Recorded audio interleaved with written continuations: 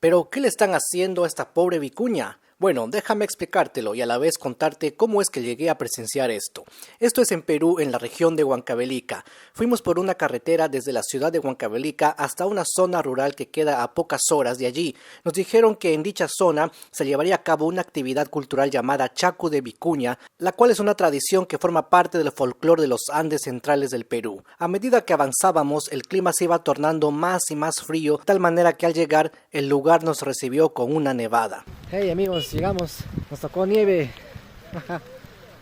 Está cayendo fuerte, está cayendo fuerte.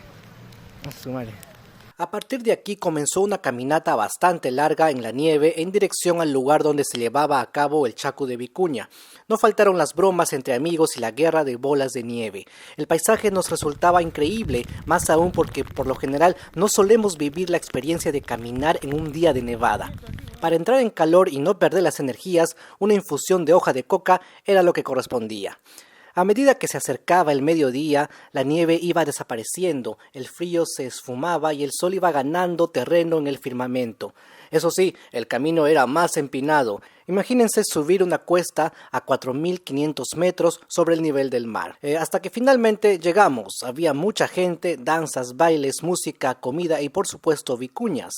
Hemos llegado amigos, el evento Chacu de Vicuña consiste en trasquilar vicuñas. De hecho aquí están las vicuñas encerradas en este sitio y las sacan una por una para trasquilarlas y así obtener su lana.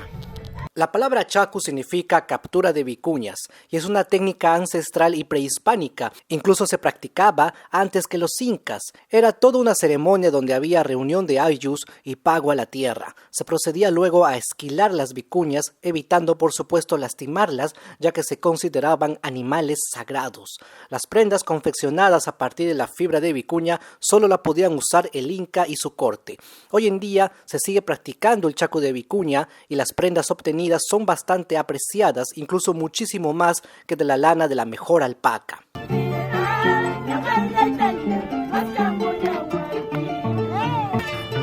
Finalmente, todas las vicuñas son liberadas ya que son animales salvajes, no están domesticados. Y por cierto, no todos fueron trasquilados, solo unos cuantos. La gente se queda a seguir bailando y danzando en esta tradición que forma parte de la cultura peruana ancestral.